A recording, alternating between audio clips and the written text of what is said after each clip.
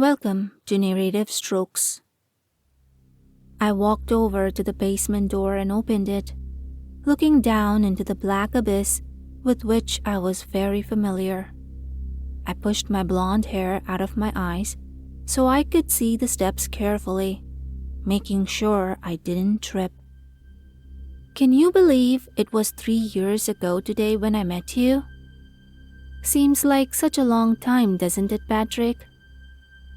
I reached the bottom of the steps and reached my hands up, searching for the beaded chain that would turn the light on. My hands roamed the air for a few seconds before I felt the cold metal chain touch my fingers. I grabbed a hold of it and pulled down. As soon as I did, light flooded into the room from the fluorescent lights that hung on the ceiling. My basement was not furnished. It was simply a place where we stuffed our unwanted junk. Being that it was huge, it held garbage from at least 20 years ago. We had lived here all our lives, and the basement could tell our life story. I looked at the broken dolls and toys that lay by the stairs, things of my childhood, too broken to play with anymore, but too cherished to even dare throwing out.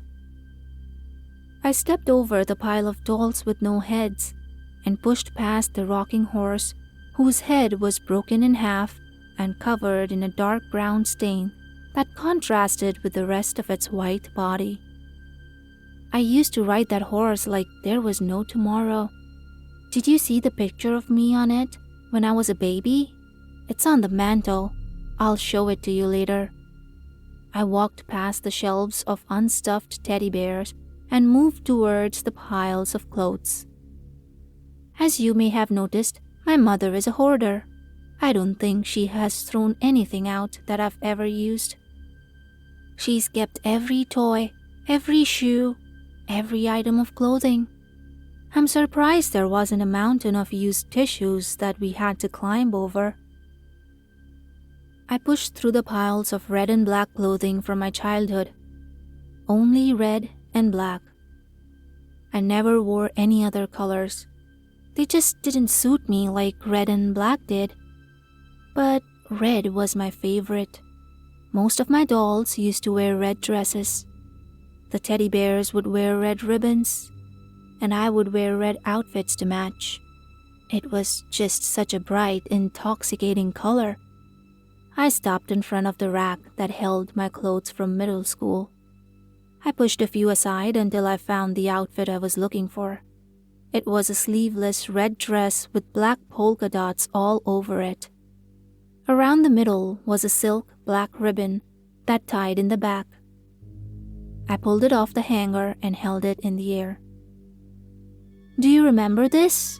I wore this when I first met you 3 years ago. You probably wouldn't remember. You boys are so forgetful. I wonder if it still fits. I undid the buttons on the back and slowly slipped it over my head. A bit snug, but I could still wear it. Just for you.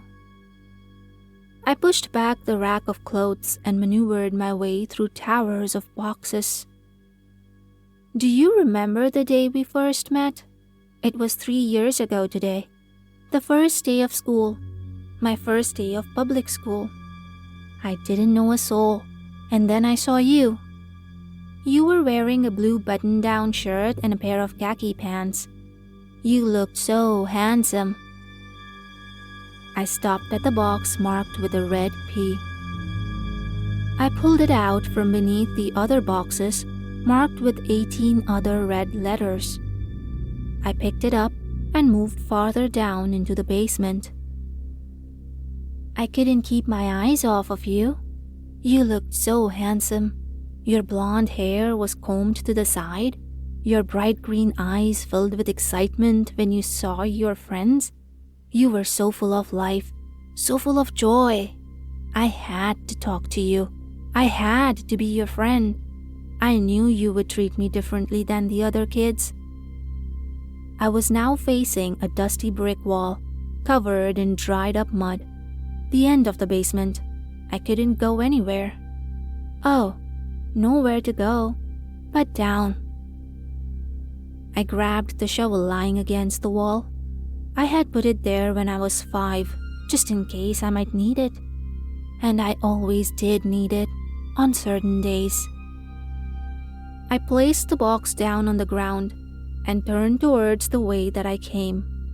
I put my back to the wall and slowly started to walk forward, pacing my steps evenly, counting each with a letter as I always did.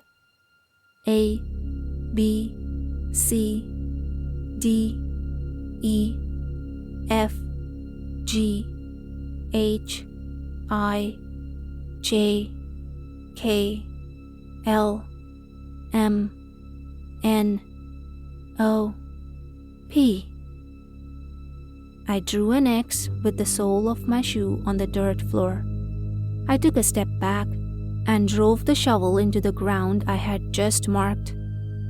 Every other girl in the class thought you were handsome. You were such a pretty boy, Patrick. Pretty Patrick is what they called you.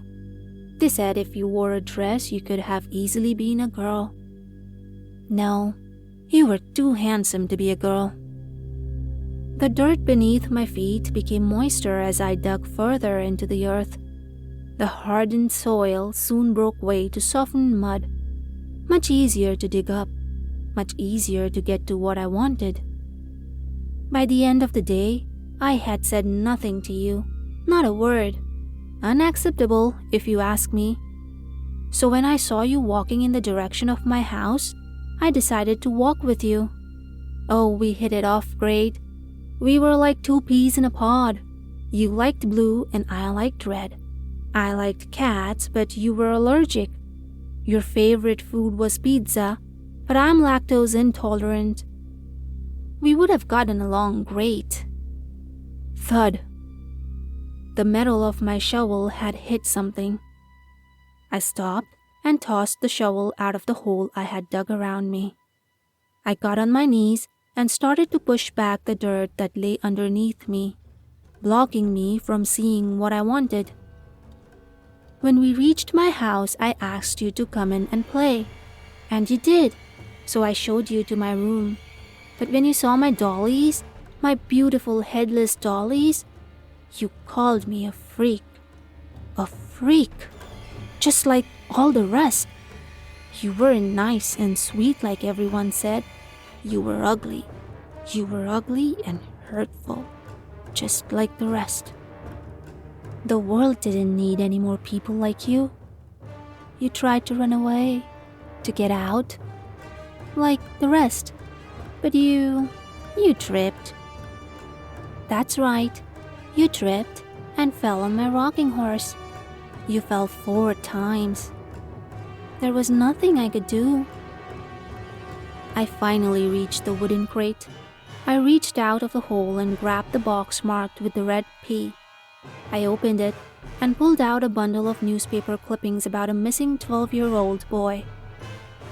Then I reached down to open the wooden crate. I looked at the picture of the beautiful blonde-haired, green-eyed boy in the picture, and then at the contents of the crate. Most of the hair was gone by now. The eyes had been eaten by maggots and worms. The skin that had not rotted away was shriveled up, nearly exposing the bone. I smiled. Not so pretty now, are you? I stood above the crate, looking through the clippings in my hand and back at the remains left in the crate. I closed up the crate and put the clippings back in the box and filled the hole back up. When I was done, I put the shovel in its spot against the wall and made my way back toward the other end of the basement. I placed the box back onto the shelf, between the box marked with an O and the one marked with a Q. I walked to the racks and pulled off the dress, placing it back on the hanger between the other red outfits.